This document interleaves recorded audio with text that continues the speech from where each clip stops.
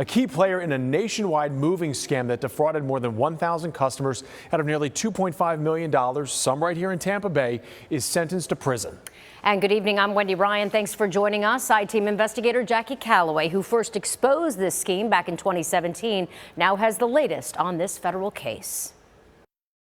A federal judge has sentenced one of the ringleaders of a moving scam to 78 months in prison. Andre Shucklin is one of 11 people indicted in 2018 for crimes the feds say cost consumers millions. But the question remains, will victims receive restitution?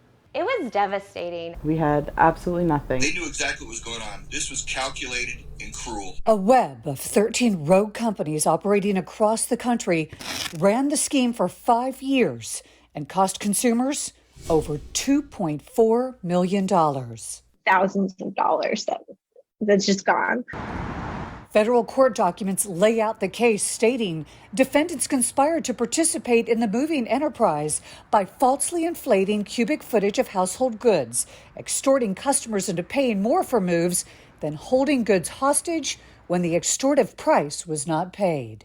These are our family heirlooms. These are things that mean everything to our heart. Cricket and Sherry Estrada hired one of the movers, Unified Van Lines, in 2018 to ship everything they owned from San Diego to their new home in Apollo Beach.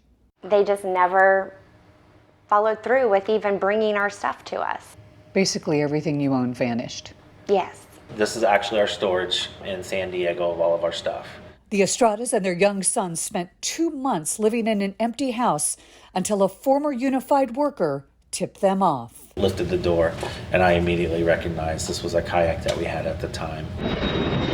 Cricket flew to San Diego, where he rented a truck and drove all of his family's items home. So this is one item that I would never have been able to get back.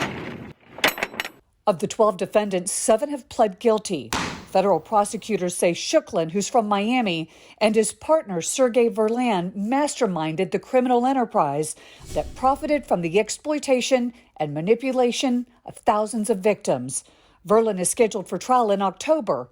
With credit for time served, Shucklin will get out in about a year and a half. That's just not even a slap on the wrist, in my opinion. I mean, you're never going to get that time back. The stress, there's no fixing it.